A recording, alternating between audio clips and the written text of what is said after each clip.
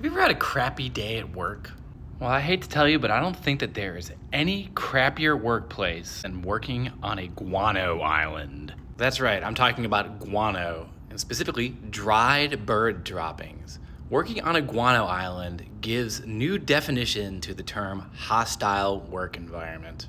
And since the 1800s, farmers in areas with depleted soils have been desperate to use guano chipped away from desert islands as a form of fertilizer. So join me for a really quick trip through the backside of American history as we explore an awful labor confrontation from the Gilded Age at a tiny island called Navassa Island. Join me, won't you? But who started talking crap about all this guano in the first place? Peruvian agriculturalists had known about the value of guano for quite a long time, but it was the German explorer and scientist Alexander von Humboldt who brought samples of this miraculous material back to Europe and created a new demand in the Western world in the early 1800s. Demand among American farmers for this difficult-to-obtain poop was so great that by 1852, president that you've probably forgotten about named Millard Fillmore promised to do something to remedy the guano situation.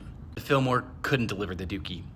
The man who was finally able to push through America's guano blockage was another president that you forgot about named Franklin Pierce. From his stool in the Oval Office in 1856, Franklin Pierce signed the Guano Islands Act.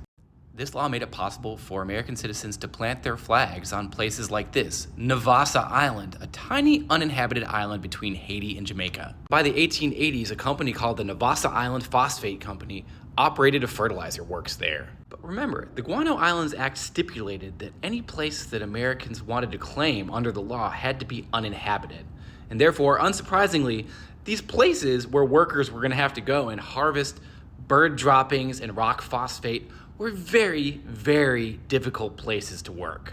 Among farmers, guano was in high demand, but getting a job on a guano island, unsurprisingly, was not in high demand.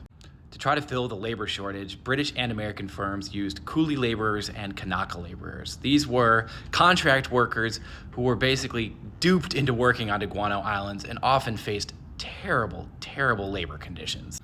The Navassa Phosphate Company faced similar labor shortages, but rather than using Asian or Pacific workers, they turned to the Jim Crow South as a source of contract laborers. Beginning in the late 1880s, men from the black community in Baltimore, Maryland, signed contracts with the Navassa Phosphate Company under the impression that they would be taking a fun trip to a desert island while earning money that they could bring back to their families afterwards. And after years of being held in a form of semi-bondage on Navassa Island, some of these workers had had enough. After years of hellish conditions on this island in which black workers were exploited by their white overseers, a conflict broke out in which 5 of the white overseers were killed. The black community in Baltimore banded together to try to provide legal protection for these workers, but in the end, several of them were sentenced to death.